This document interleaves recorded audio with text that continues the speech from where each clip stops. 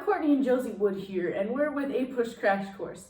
Today we'll be talking about the era of good feelings, more specifically, John Marshall's Supreme Court. Choose your character!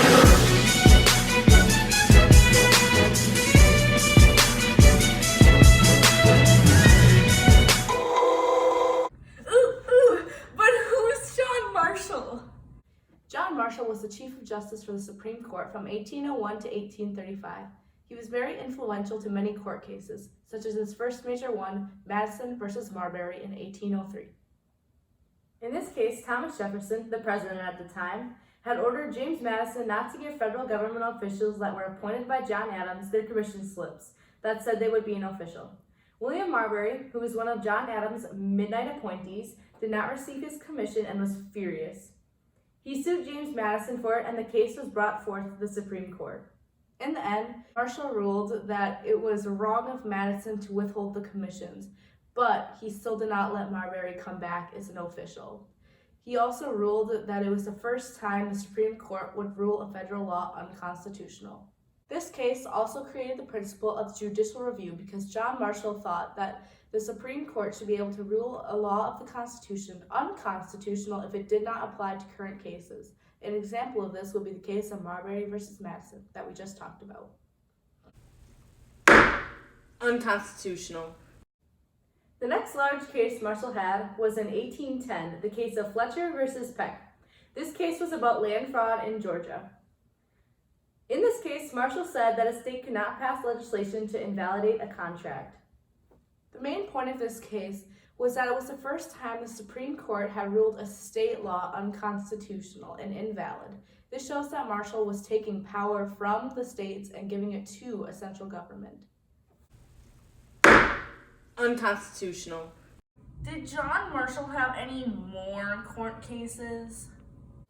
Why, yes, Marshall did 5 other very important cases. Next is Martin versus Hunter's Lessee in 1816. In this case, he established that the Supreme Court held power over the state's courts in cases that involved constitutional rights.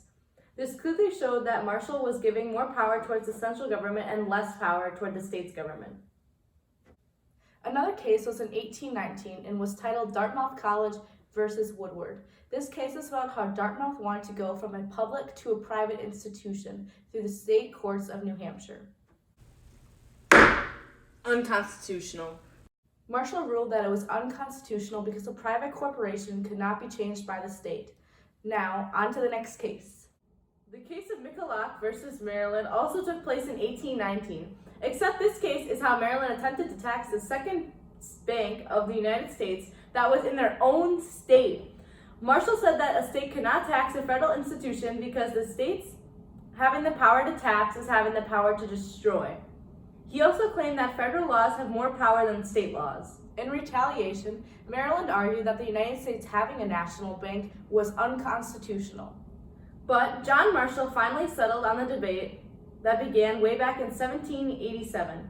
He ruled that with a loose interpretation of the Constitution, the United States could legally have a national bank using implied powers and laws. The second to last case that John Marshall took place was in Cohens versus Virginia in 1821. The Cohens brothers were convicted for illegally selling lottery tickets for a lottery that Congress had authorized for Washington, D.C. John Marshall had upheld the conviction that the state courts had made, but he did rule that the Supreme Court was able to overlook the decisions that the state courts had made in previous court cases. This implied that the federal government had more power than even the state courts. The last case is Gibbons versus Ogden in 1824. In this case, the state of New York tried to grant the steamboat company a monopoly because the steamboat conflicted with a charter that Congress had authorized. Unconstitutional. John Marshall ruled that the monopoly was unconstitutional and showed that the federal government had a broad control of interstate commerce. Wait, what is interstate commerce? Excellent question. Interstate commerce is the purchase, sale, or exchange of commodities, transportation of people, money or goods, and the navigation of waters between states.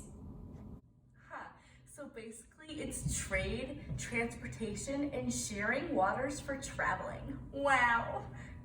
As you can see, the landmarks John Marshall made were limiting the power of the states and giving the power to a central government.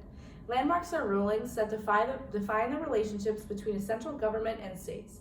Each of these involve the Supreme Court checking the court cases, ruling decisions, and establishing an overall bigger aspect for laws, as Marshall defined the relationship between the central government and the states.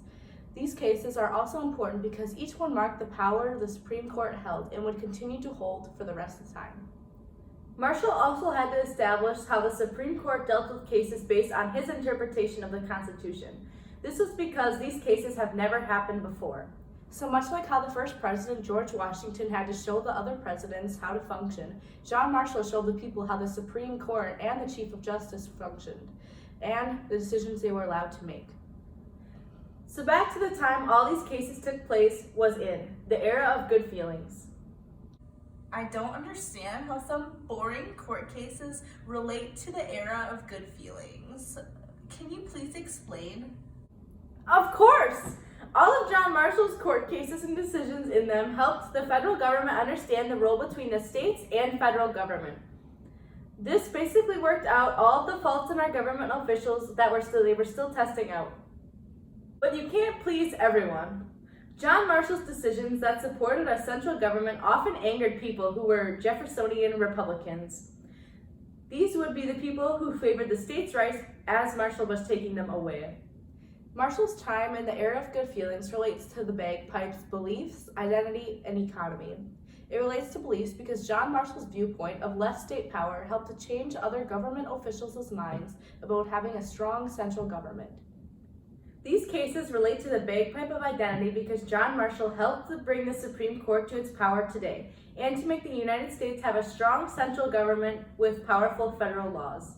Lastly, these court cases relate to the bagpipe of economy. This is because the federal government got the power to regulate all interstate commerce, which is basically a large part of our economy. Thanks for watching our crash course with a Law and Order twist.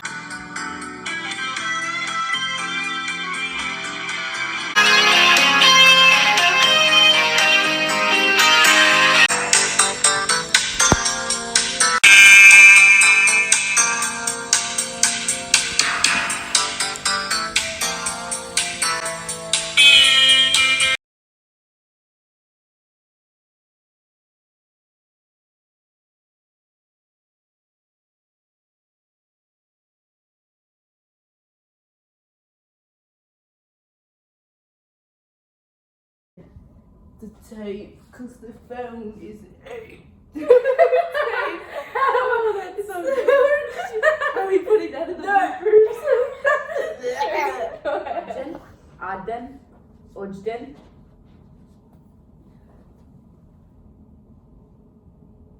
Gibbons, Ogden. Ogden. Okay. Ogden.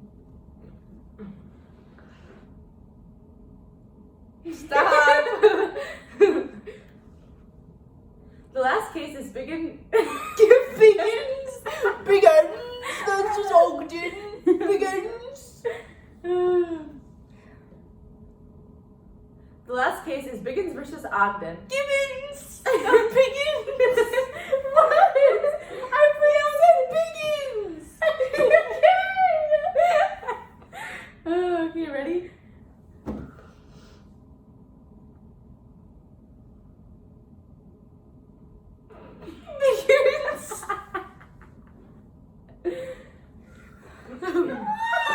Okay, fine, it's fine. No, it's not. Shut up, I'm talking. The last case is Gibbons versus Ogden in 1984. Okay. No.